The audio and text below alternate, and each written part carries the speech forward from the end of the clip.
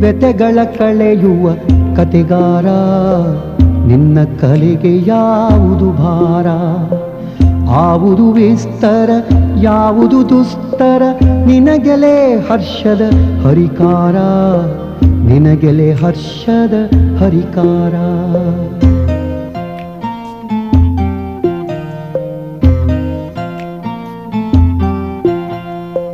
ಮಾತೊಳೆ ವಿಶ್ವವ ತೋಲಿಸುವ, ಬಗೆಯೊಳಿವೆಲ್ಲವ ಜಾಲಿಸುವ, ಮುದದೊಳಗೆಲ್ಲರ ಕೀಲಿಸುವ, ನಿನ್ನ ಅದಾರಿಗೆ ಹೋಲಿಸುವ.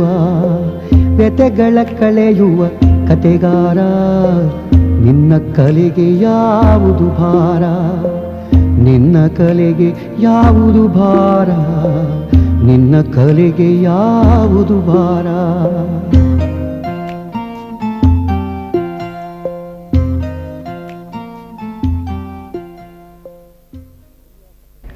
ಶಾಂತಿನಾಥ ದೇಸಾಯಿಯವರು ನವ್ಯ ಕಥೆಗಾರರಲ್ಲಿ ತುಂಬ ಮುಖ್ಯವಾಗಿ ಪರಿಗಣಿಸಬೇಕಾದ ಒಬ್ಬ ಕಥೆಗಾರರು. ಅವರು ಮುಕ್ತಿಯಂಥ ಕಾದಂಬರಿಯನ್ನು ಕೊಟ್ಟಿದ್ದಾರೆ ಮತ್ತು ಅವರ ಕಥೆಗಳಲ್ಲಿ ಕ್ಷಿತಿಜ ಕನ್ನಡದ ನವ್ಯ ಕಥೆಗಳಲ್ಲೇ ತುಂಬ ಪ್ರಮುಖವಾದ ಒಂದು ಕಥೆ. ಆ ಕಥೆಯಲ್ಲಿ ಅವರು ಮಂದಾಬೆನ್ ಅಂತೇಳಿ ಒಬ್ಬ ಭಾರತೀಯ ಹೆಣ್ಣು ಸಮುದ್ರಯಾನದಲ್ಲಿ ಒಂದು ಯಾತ್ರೆಯ ಸಂದರ್ಭದಲ್ಲಿ ತನಗೆ ಒಂದು ಪರಕೀಯ ಅಂದರೆ ವಿದೇಶಿಯನೊಬ್ಬನ ಜೊತೆಯಲ್ಲಿ ಒಂದು ಸಂಪರ್ಕ ಬಂದ ನಂತರ ಅವಳಿಗೆ ಆಗೋ ಅನುಭವವನ್ನು ಅವರು ಒಂದು ಅಪೂರ್ವದ ರೀತಿಯಲ್ಲಿ ಆ ಕಥೆಯಲ್ಲಿ ಕಟ್ಟಿಕೊಡ್ತಾರೆ. ಕನ್ನಡ ನವ್ಯ ಸಾಹಿತ್ಯ ಘಟ್ಟದಲ್ಲಿ ಬರೆಯೋದಕ್ಕೆ ಶುರು ಮಾಡಿದ ಶಾಂತಿನಾಥ ದೇಸಾಯಿ ಅನಂತಮೂರ್ತಿ, ಲಂಕೇಶ್, ತೇಜಸ್ವಿ ಅವರ ವಾರ್ಗಿಯ ಲೇಖಕರು. ಶಾಂತಿನಾಥ ದೇಸಾಯಿ ಅವರ ಮೊದಲ ಕಾದಂಬರಿ ಮುಕ್ತಿ, ಆಮೇಲೆ ಅವರ ಕತೆ ಕ್ಷಿತಿಜ ಬಂದ ಮೇಲೆ ಕನ್ನಡ ಸಾಹಿತ್ಯಕ್ಕೆ ಹೊಸ ಬಗೆಯ ಕಥನ, ಹೊಸ ಬಗೆಯ ಅನುಭವ ಎದುರಾಯಿತು. ಶಾಂತಿನಾಥ ದೇಸಾಯಿ ಅವರ ಆ ಘಟ್ಟದ ಕಾಳಜಿ ಅಂದರೆ ಮಾನವನ ಆಂತರಿಕ ಬದುಕಿನ ವಿಶ್ಲೇಷಣೆ ಮತ್ತು ಮಾನವನ ಅಸ್ತಿತ್ವವಾದಿ ತುಡಿತಗಳು ಮತ್ತು ಮನೋವೈಜ್ಞಾನಿಕ ಲೋಕದ ವಿಶ್ಲೇಷಣೆ. ನವ್ಯ ಚಳುವಳಿ ಹಿನ್ನೆಲೆಗೆ ಸರಿದ ಮೇಲೆ ಶಾಂತಿನಾಥ ದೇಸಾಯಿಯವರು ಬೀಜ ಮತ್ತು ಅಂತರಾಳ ಅನ್ನೋ ಕಾದಂಬರಿಗಳನ್ನು ಬರೆದು ತಮ್ಮ ಕ್ಯಾನ್ವಾಸನ್ನು ದೊಡ್ಡದಾಗಿಸಿಕೊಂಡ್ರು. ಆದರೆ ಇವತ್ತಿನವರೆಗೂ ಶಾಂತಿನಾಥ ದೇಸಾಯಿ ಅವರು ಯಾವ ಬಿಂದುವಿನಿಂದ ಆರಂಭಿಸಿದರೋ ಆ ರೀತಿಯ ಪ್ರಶ್ನೆಗಳು ಇನ್ನೂ ಅವರ ಕಥನ ಸಾಹಿತ್ಯದಲ್ಲಿ ಇವತ್ತಿಗೂ ಮುಂದುವರೆದಿವೆ. ಆದರೆ ಶಾಂತಿನಾಥ ದೇಸಾಯಿ ಅವರ ಒಟ್ಟು ಕಥಾ ಸಾಹಿತ್ಯದ ಮುಖ್ಯವಾದ ಕಾಣಿಕೆ ಅಂದರೆ ಕನ್ನಡ ಕಥಾ ಪರಂಪರೆಗೆ ಅಸ್ತಿತ್ವವಾದಿ ಚೌಕಟ್ಟನ್ನು, ಗಂಭೀರವಾದ ಅಸ್ತಿತ್ವವಾದಿ ಪ್ರಶ್ನೆಗಳನ್ನು ಶಾಂತಿನಾಥ ದೇಸಾಯಿ ಅವರು ಪರಿಪೂರ್ಣವಾಗಿ ಎತ್ತಿದರು ಅನ್ನೋದು ಅವರ ಮುಖ್ಯವಾದ ಕಾಣಿಕೆ. ದಿಗ್ಭ್ರಮೆ ಕತೆ ಒಂದು ಸೂಕ್ಷ್ಮವಾದ ಕಥೆಯಾದರೂ ಶಾಂತಿನಾಥ ದೇಸಾಯಿ ಅವರ ಒಂದು ಟಿಪಿಕಲ್ ಕಥೆ ಅಲ್ಲ. ಅವರ ಕಥನದ ಆರಂಭದ ಘಟ್ಟದ ಕಥೆ ಇದು. ಅಂದರೆ ಕನ್ನಡ ಕಥಾ ಪರಂಪರೆನೇ ನವೋದಯ ಅಥವಾ ಪ್ರಗತಿಶೀಲ ಪ್ರಜ್ಞೆಯಿಂದ ನವ್ಯ ಪ್ರಜ್ಞೆಗೆ ಹೊರಳ್ತಾ ಇರುವ ಘಟ್ಟದಲ್ಲಿ ಹುಟ್ಟಿರೋ ಕಥೆ ಇದು. ಈ ಕಥೆಯ ಕೇಂದ್ರದಲ್ಲಿ ಒಬ್ಬ ಹುಡುಗ ಇದ್ದಾನೆ, ಚನ್ನು ಅಂತ. ಆ ಚನ್ನುವಿನ ಕಣ್ಣಿನ ಮೂಲಕ, ಅವನ ಕಣ್ಣಿಗೆ ಕಾಣುವ ಬಿಡಿ ಬಿಡಿ ಚಿತ್ರಗಳ ಮೂಲಕ ನಾವು ಇಡೀ ಕಥೆಯನ್ನು ನೋಡ್ತೇವೆ. ತನ್ನ ಬಾಲ್ಯದ ಅಮಾಯಕ ಲೋಕದಿಂದ ಚನ್ನು ಹೊಸ ಲೋಕಕ್ಕೆ ಪ್ರವೇಶ ಮಾಡ್ತಾ ಇದ್ದಾನೆ. ಅವನಿಗೆ ಕಾಣ್ತಾ ಇರುವ ಚಿತ್ರಗಳು ಎಲ್ಲವೂ ಅಸ್ಪಷ್ಟ. ಅನಂತಮೂರ್ತಿಯವರ ಕಥೆಯಲ್ಲಿ ಒಂದು ಪ್ರಸಂಗ ಬರುತ್ತೆ, ಅಲ್ಲಿ ಅನುಭವ ಎಂದರೆ ಆಘಾತ ಅನ್ನೋ ಒಂದು ಮಾತು. ದೇಸಾಯಿ ಈ ಕಥೆಯಲ್ಲಿ ಚನ್ನುನ ಪಾತ್ರದ ಮೂಲಕ ನಮಗೆ ತೋರಿಸಿರುವುದು ಈ ಅನುಭವ ಅನ್ನುವ ಆಘಾತ. ಚನ್ನು ಹದಿಹರೆಯಕ್ಕೆ ಕಾಲಿಡ್ತಾ ಇರಬೇಕಾದ್ರೆ ಹೊಸ ಅನುಭವಗಳು, ಹೊಸ ಆತಂಕಗಳು ಅವನಿಗೆ ಎದುರಾಗಿವೆ. ಇದು ಅವನ ದಿಗ್ಭ್ರಮೆಗೆ ಕಾರಣ ಆಗಿದೆ. ನವ್ಯ ಕಥೆಗಳಲ್ಲಿ ಒಂದು ಮುಖ್ಯವಾದ ಒಂದು ಮೆಟಾಫರ್ ಅಂತಂದರೆ ಆ ಮನುಷ್ಯನ ಅಂತರಂಗದಲ್ಲಿ ಹುದುಗಿರೋ ಅಂಥ ಒಂದು ರಾಕ್ಷಸ ಪ್ರವೃತ್ತಿ. ಅದು ಆ ನವ್ಯ ಕಥೆಗಳಲ್ಲಿ ಕಾಣೋಂಥ ನಮಗೆ ಮುಖ್ಯವಾಗಿ ಗಂಡು ಪಾತ್ರ ಅಲ್ಲಿ ಒಂದು ರಾಕ್ಷಸದ ಒಂದು ಮೆಟಾಫರ್ ಆಗಿ ಕಾಣುತ್ತೆ. ಇದು ಅನಂತಮೂರ್ತಿಯವರ ಘಟಶ್ರಾದ್ದದಲ್ಲಿದೆ. ಆನಂತರ ಶ್ರೀಕೃಷ್ಣ ಅಲ್ಲಾಳಿಯವರ ಕಾಡು ಅಂತ ಕಥೆಯಲ್ಲೂ ಸಹ ಅದು ಬರುತ್ತೆ. ಕಾಡು ಈಗಾಗಲೇ ಕಾದಂಬರಿಯಾಗಿ ತುಂಬ ಪ್ರಸಿದ್ಧಿ ಪಡೆದಿದೆ. ಇದು ಆ 70 ಮತ್ತು 80ರ ದಶಕದಲ್ಲಿ ಬಂದ ಕಥೆಗಳಲ್ಲಿ ಕಾಣೋ ಅಂಥ ಒಂದು ಮುಖ್ಯವಾದ ಮೆಟಾಫರು. ಆವಾಗ ಅಲ್ಲಿ ಒಂದು ಹುಡುಗನ ಸುತ್ತ ಒಂದು ಕಥೆಯ ಒಂದು ಬೆಳವಣಿಗೆಯನ್ನು ನಾವು ಕಾಣ್ತೀವಿ. ಈ ದಿಗ್ಭ್ರಮೆ ಕಥೆಯಲ್ಲೂ ಸಹ ಅದೇ ಥರದ ಒಂದು ಪರಿಸರ ಕಾಣುತ್ತೆ.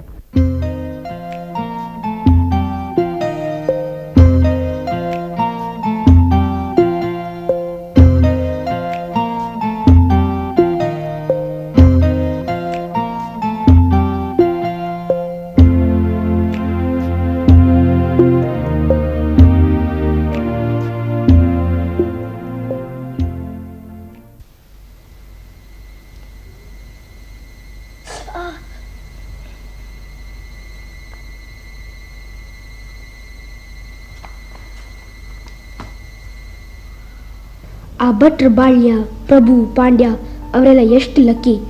ಅವ್ರಿಗೆ ಅಕ್ಕ, ಅಣ್ಣ, ತಮ್ಮ, ತಂಗಿ ಎಲ್ಲ ಇದ್ದಾರೆ. ನಂಗೊಬ್ರೂ ಇಲ್ಲ ಹಿಂದೆ ಮುಂದೆ. ನಂಗೂ ತಮ್ಮನೋ ತಂಗಿ ಇದ್ದಿದ್ರ ಅವ್ರು ಕೂಡ ಆಟ ಆಡ್ತಾ ಎಷ್ಟು ಚಂದ ಇರ್ಬೋದಿತ್ತು. ಆಗ ಈ ಅಪ್ಪಮ್ಮನ ಗೋಜೇ ಇರ್ತಿರ್ಲಿಲ್ಲ. ಅಂದು ನೋಡಿದ್ರೆ ಅಮ್ಮ ನಿನ್ ತಂಗಿ ಬರ್ತಾಳ ಅಂತ ಹೇಳ್ತಿದ್ಲು. ಆಸ್ಪತ್ರೆ ಕದಿಗೂ ಹೋಗಿದ್ಲು. ಕೇಳಿದಕ್ಕ ನಿನ್ ತಂಗಿ ದೇವ್ರ ಕಡೆಗೆ ಹೋಗಿದ್ದಾಳಪ್ಪ ಅಂತ ಅತ್ಬಿಟ್ಲು. ಥೂ, ಈ ಹಾಳ್ ದೇವ್ರು. ಅವಳು ನನ್ನ ಜೊತೆ ಇರ್ಲಿಕ್ಕ ಬಿಡ್ವಲ್ಲ. ನಾ ದೊಡ್ಡವನಾದ್ಮೇಲೆ ಆ ದೇವ್ರ ಹತ್ರ ಹೋಗಿ ನನ್ನ ತಂಗಿನ ಕರ್ತರ್ಬೇಕು.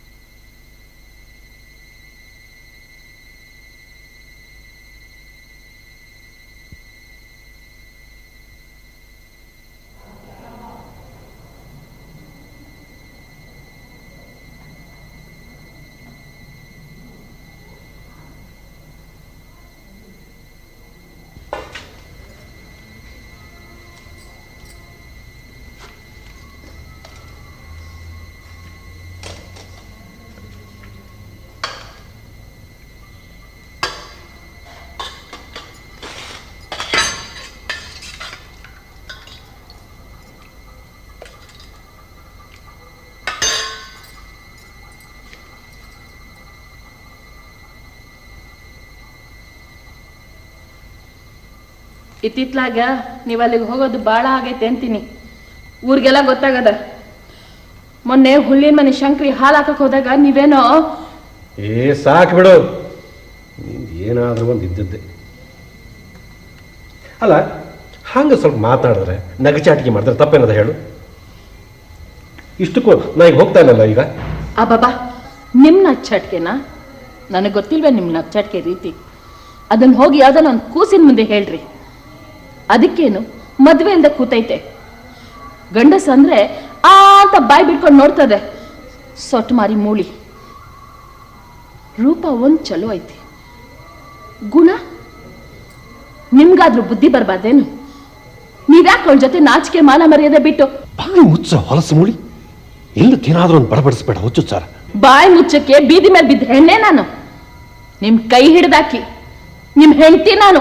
ಬಿಟ್ಟು ಬಿಡು ಈ ಮಿಜಾಸ್ಕಿ. ನೋಡ ಚಂದ್ರಿ, ನನಗೆ ಬೇಕಾದಂಗೆ ಮಾಡವ, ನನಗೆ ಬೇಕಾದ ಕಡೆ ಹೋಗವ. ನೀ ಯಾರ ಕೇಳಕ್ಕೆ? ನಿನ್ನ ಕೆಲಸ ಮಾಡ್ತಾ ಮನೆ ಹಾಕ್ಕೊಂಡ್ರು ಯಾಕೆ ಬೇಕು ಗಂಡಸರ ಪಂಚಾಯತ್ಗೆ? ನನಗೆ ನಾನು ನಿನ್ಗೆ ಹಾದಿ ಮೇಲೆ ಹೋಗ್ತಿದ್ದೀನ? ಮಾನ ಕಳೆದಿದ್ದೀನ? ಕಳೆಯೋದು ಇಲ್ಲ. ಅದೇ ನಿನ್ನ ಪುಣ್ಯ ಅಂತ ತಿಳ್ಕೊ. ಅವಳಿಗೂ ಏನೋ ಜ್ವರ ಅಂತ ಹೋಗ್ರಿ, ಶುಶ್ರೂಷೆ ಮಾಡ್ತಾ ಕೂಡ್ರಿ. ಮನೆಗಾದ್ರೆ ಯಾಕೆ ಮಾಡ್ತೀರಿ?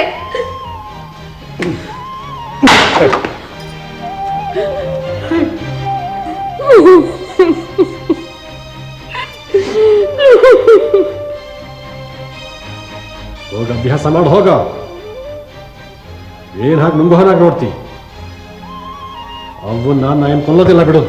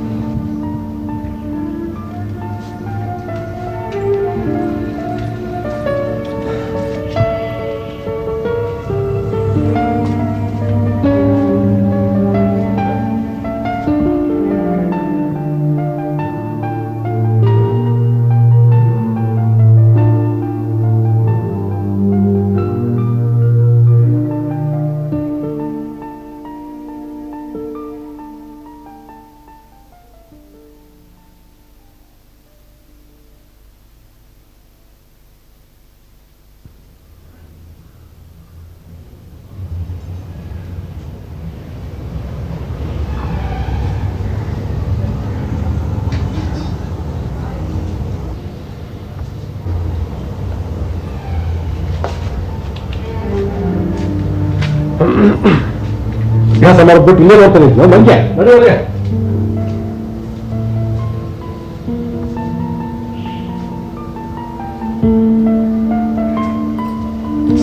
ನೋಡ್ತಾ ನಿಂತ್ಯೋ ತುಡುಗ್ ನಂಗೆ ನಡಿ ಒಳಗ.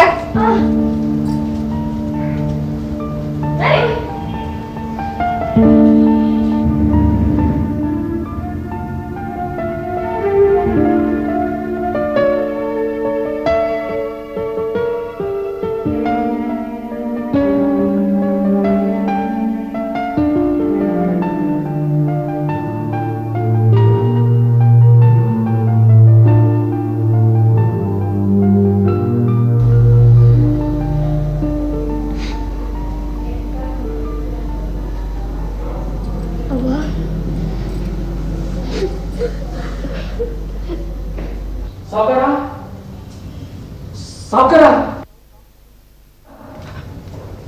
ಬೆಳಿಗ್ಗೆಯಿಂದ ಡಾಕ್ಟರ್ ಬಂದಿದ್ರು, 2 ಇಂಜೆಕ್ಷನ್ ಕೊಟ್ರು.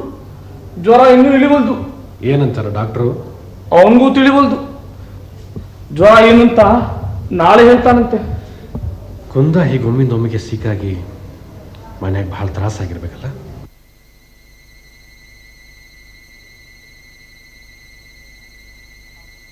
ರೊಕ್ಕ ಏನಾದ್ರೂ ಬೇಕಿತ್ತೇನು?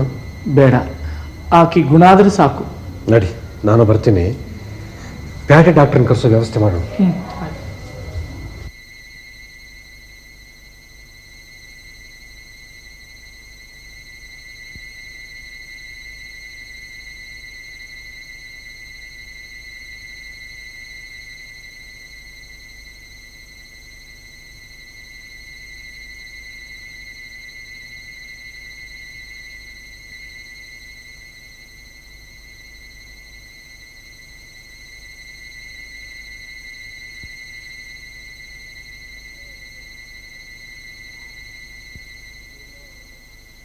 ನೋಡಪ್ಪ, CALLED ಕ್ಯಾಲೆಡ ಸ್ಯಾಲಡ, FAT fat, HR hair, FAT HR ಅಂತ ಹ್ಯಾಂಗ ಉಚ್ಚಾರ ಮಾಡ್ತಿ?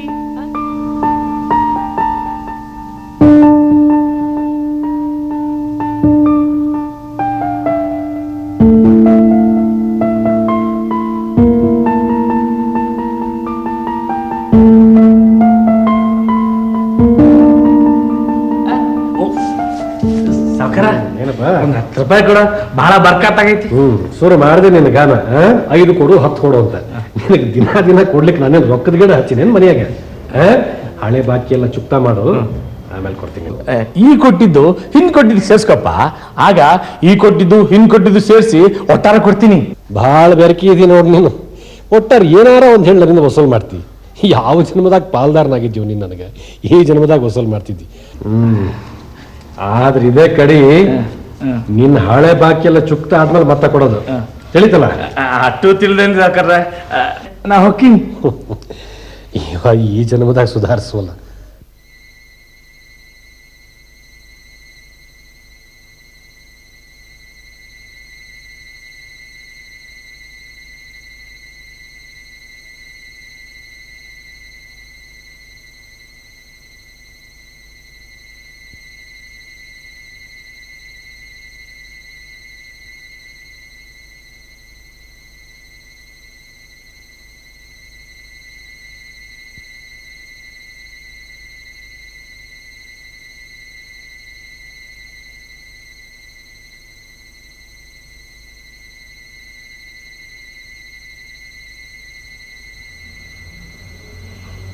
ಅವ್ವ, ಕುಂದ ತಾಯಿಗೆ ಏನಾಗೈತಿ?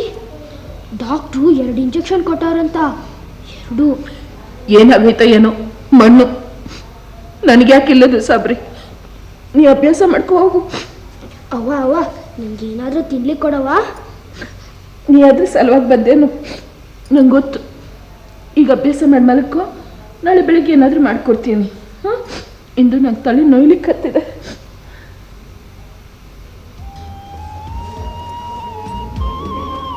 ನೋಡ್ ಚೆನ್ನು, ಅವ್ರ ತಾಟ್ ಒಗ್ದು ಊಟ ಅರ್ಧಕ್ಕೆ ಬಿಟ್ಟು ಹೋದ್ರು ಅಂತ ಯಾರ ಮುಂದೆನೂ ಹೇಳ್ಬೇಡ, ತಿಳಿತಾ? ಅವ್ವ, ಅಪ್ಪ ಯಾಕೆ ತಾಟೋಗ್ದವ್ರು ಹಂಗ? ನಿಂಗೆ ಯಾಕೆ ಬೇಕು ದೊಡ್ಡವ್ರ ಪಂಚಾಯತಿ? ಸಿಟ್ಟು ಬಂತ ಒಗ್ದಾರ? ಅವ್ವ, ಅಪ್ಪ ಕಾಮತನ ಮನಿಗ ಕುಂದ ತಾಯಿ ನೋಡಕ್ ಹೋದರೇನ? ಮತ್ತೆ ಹೋದ್ರ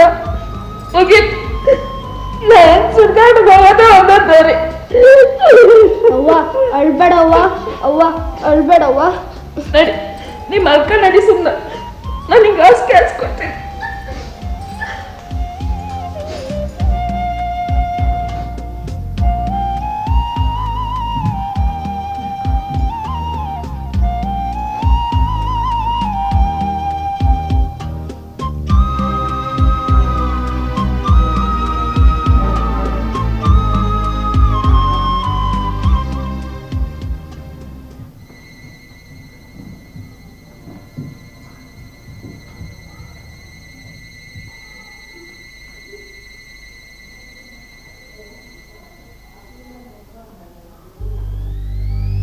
ಓ ದೇವ್ರೆ, ಆ ಕುಂದ ತಾಯಿನ ಸುಡ್ಗಾಡಕ್ಕೆ ಕಳಿಸು, ನಮ್ಮ ಅವ್ವನ್ ಕಳಿಸ್ಬೇಡ. ಅಪ್ಪನಿಗೆ ಒಳ್ಳೆ ಬುದ್ಧಿ ಕೊಡು. ಹಿಂಗೆ ತಾಟ್ ಒಗೆಯೋದು, ನನ್ನನ್ನು ಬೈಯೋದು ಎಲ್ಲ ಮಾಡ್ದಂಗೆ ಒಳ್ಳೆ ಬುದ್ಧಿ ಕೊಡು. ಆಮೇಲೆ ನನಗೇನು ಬೇಡ.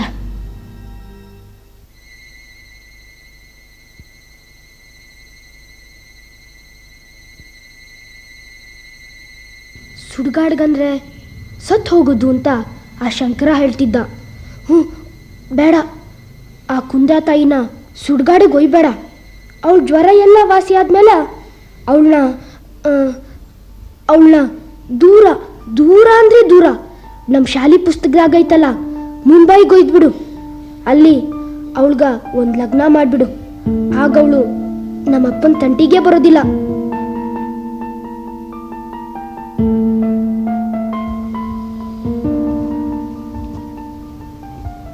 ಅವ್ವ ಅವ್ವ, ಕುಂದ ತಾಯಿಗೆ ಬಹಳ ಜ್ವರ ಏನು? ಇರಬೇಕು. ಅಪ್ಪ ಬಂದಿಲ್ಲ ಇನ್ನು. ಅವ್ರಿಗೇನು ಗಂಡಸರು ಬರಲಿ ಬೇಕಾದಂಗ. ನಿಮ್ಮಲ್ಗೂ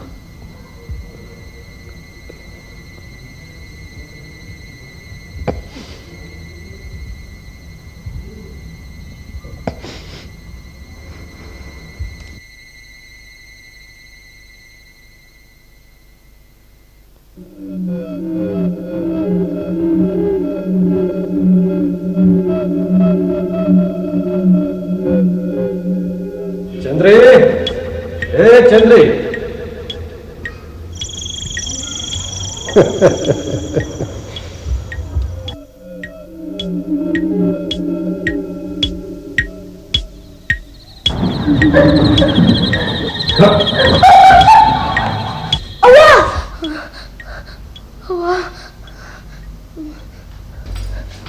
ಯಾಕೆ ಜನು ಕನ್ಸಿನ ಜನರು ಬಿತ್ತನ? ಹೌದಮ್ಮ, ಅಪ್ಪ ಮತ್ತ ಕುಂದ ತಾಯಿ ಮತ್ತೆ ನೀನು. ಹಂಗೆಲ್ಲ ವಿಚಾರ ಮಾಡ್ಬೇಡ್ದ, ಹೆದರ್ಬಾರ್ದು. ಕನ್ಸಿನ ಚಂದ್ರ ಸುಳ್ಪಳ್ಳಿ ಮಾಡ್ಕೊ, ನಾ ಅದೀನಲ್ಲ.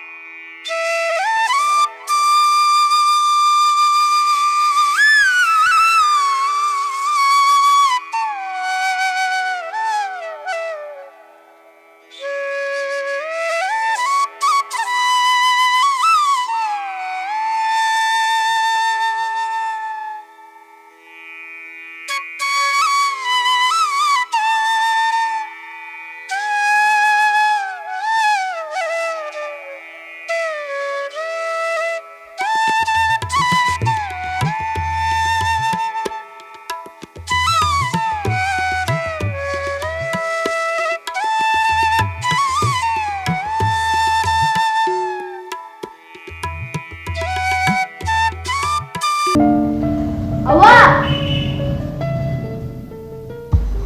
ಅವ್ವ ಅಪ್ಪ ರಾತ್ರಿ ಮನೆಗೆ ಬಂದಿಲ್ಲೇನ? ಬಂದಿದ್ರು, ರಾತ್ರಿ 2 ತಾಸ್ನಾಗ ಬಂದಿದ್ರು. ಕುಂದಾಳದ ಭಾಳ ಸೀರಿಯಸ್ ಅಂತ. ನೀನು ಹೋಗಿ ಲಘು ಮೋರಿ ತೊಳ್ಕೊಂಬ, ಹಾಲು ಕೊಡ್ತೀನಿ. ನಾನು ಹೋಗಿ ಅವಳು ನೋಡ್ಕೊಂಬರ್ತೀನಿ.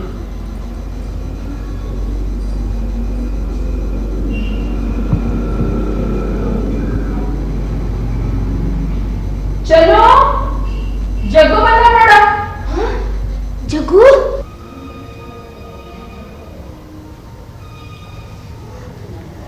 ಜಗ್ಗು ಯಾವಾಗ ಬಂದ ಊರಿಂದ? ಯಾಕೋ ಜಗ್ಗು? ನಿನ್ನಪ್ಪ ನನ್ನನ್ನು ಕಳಿಸ್ಯಾರ. ಕುಂದಾತಾಯಿ ಹೆಂಗದಾಳ? ಜ್ವರ ಇಳಿತಂತೇನು? ಏನೋ ಸೋಲಾಗಲ್ಲ ಭಾಳ ಜನ ಬಂದಾರ. ಚಲೋ ನೀನೆಲ್ಲ ಹೋಗ್ಬೇಡ ಆಡ್ಲಿಕ್ಕೆ. ತಗೋ ಹಾಲು ಕುಡಿ. ತಗೋ ಜಗ್ಗು. ಬೇಡ ಪರವಾಗಿಲ್ಲ ತಗೋ. ಬೇಡಮ್ಮ.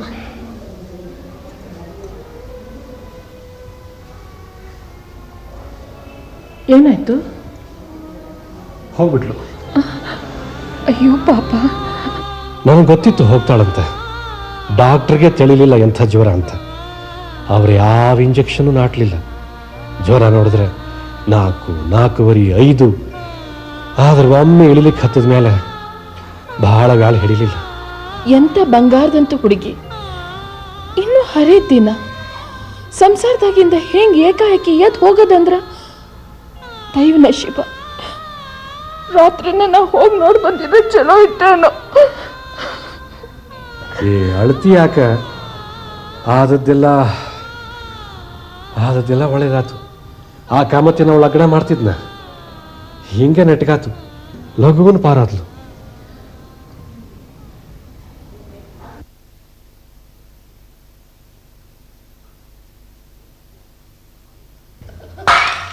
ಏ ಮಂಗ್ಯ, ಹಾಲೆಲ್ಲ ಚೆಲ್ಲಿದ್ಯಲ್ಲೋ?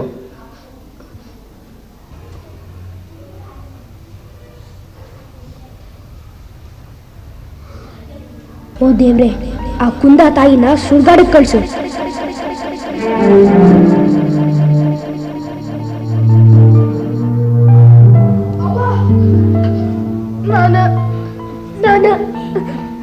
ಬಿದ್ರೆ ಬಿತ್ತೇಳು. ಒಂದು ಕ್ಷಣದಾಗ ನಾನು ಸ್ವಚ್ಛ ಮಾಡ್ತೀನಿ. ನೀವಿಬ್ರು ಮನೆಯಾಗ ಆಡ್ತೀರಿ. ಅಲ್ಲೋಗಿ ಬಂದು ನೀರಾಗಿ ಸಾರಿಸ್ತೀನಿ. ಚಿಂತೆ ಮಾಡಬೇಡ.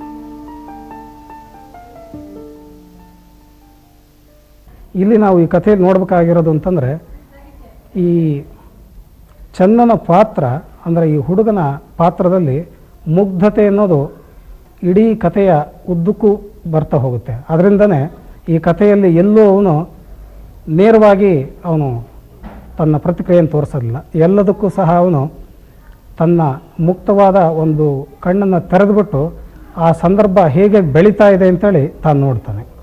ಹೀಗಾಗಿ ಅದು ಆ ಒಂದು ದುರಂತವನ್ನು ಕೊನೆಯಲ್ಲಿ ತುಂಬ ಸಾಂಕೇತಿಕವಾಗಿ ಅವನಿಗೂ ಸಹ ಆ ಒಂದು ನೋವು, ಕೊನೆಯಲ್ಲಿ ಆಕೆ ಕುಂದಾತಾಯಿ ತೀರು ಹೋದಾಗ ಅವನ ತಾಯಿ ಮತ್ತು ಆ ತಂದೆಗೆ ಅದು ಆಕೆಯ ಸಾವು ಹೆಚ್ಚು ಒಳಗಡೆಗೆ ಒಂದು ನೋವನ್ನು ತರೋದಿಲ್ಲ.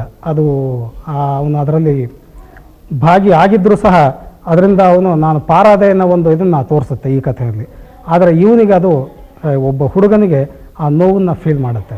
ಆ ಕುಂದು ತಾಯಿಯ ಸಾವಿಗೆ ತಾನೇ ಕಾರಣ ಇರಬಹುದು ಅನ್ನೋ ಪ್ರಜ್ಞೆ ಕೂಡ ಅದರಲ್ಲಿ ಬೆಳೀತಾ ಹೋಗುತ್ತೆ. ಮೊದಲೇ ಹೇಳಿದಾಗೆ ಇದು ಟಿಪಿಕಲ್ ಶಾಂತಿನಾಥ್ ದೇಸಾಯಿ ಅವರ ಕಥೆ ಅಲ್ಲ, ನಿಜ. ಆದರೆ ಮುಂದೆ ಶಾಂತಿನಾಥ್ ದೇಸಾಯಿ ಅವರು ಮಾನವ ಸಂಬಂಧಗಳ ಬಗ್ಗೆ ಯಾವ ದೊಡ್ಡ ಅಸ್ತಿತ್ವವಾದಿ ಪ್ರಶ್ನೆಗಳನ್ನು ಎತ್ತಿದರೂ ಅದನ್ನು ಈ ಕಥೆಯಲ್ಲಿ ಸೂಚ್ಯವಾಗಿ ಮತ್ತು ಸೂಕ್ಷ್ಮವಾಗಿ ಪ್ರಸ್ತಾಪಿಸಿದ್ದಾರೆ.